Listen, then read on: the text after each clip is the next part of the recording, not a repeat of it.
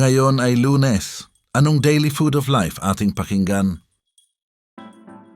Ang Luke chapter 1 verse 26 to 38 ay naglalarawan ng pagbisita ng anghel na si Gabriel kay Maria at ang kanyang pagpapahayag na siya'y magdadalang tao sa anak ng Diyos na si Jesus.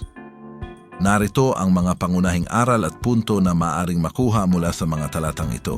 Una, pagtitiwala sa Diyos. Maria, kahit na naguluhan at natatakot, ay nagpakita ng malalim na pagtitiwala sa Diyos. Tinanggap niya ang kanyang misyon na maging ina ng anak ng Diyos nang walang pag-aalinlangan.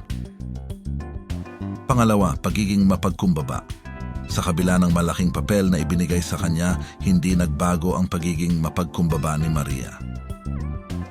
Tinanggap niya ang kanyang papel bilang alipin ng Panginoon. Luke chapter 1 verse 38. Pang-apat, ang kapangyarihan ng Diyos.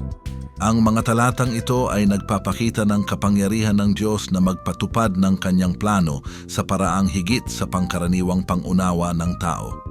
Sa pamamagitan ng milagro, nagdalang tao si Maria kahit na birhen siya. Pang-apat, pangako ng Diyos. Ang mga talatang ito ay nagpapakita ng pagtupad ng Diyos sa kanyang mga pangako na ibinigay sa mga sinaunang propeta. Si Jesus na magiging anak ng Diyos ay magmamana ng trono ni David at maghahari sa kaharian na walang hanggan. Luke chapter 1 verse 32 to 33. Panglima, pagpapahalaga sa pananampalataya. Maria ay nagpakita ng malalim na pananampalataya sa Diyos.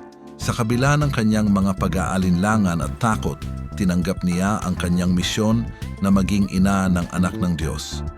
Sa huli, ang mga ito ay ilan lamang sa mga aral na maaaring makuha mula sa Luke 1:26-38.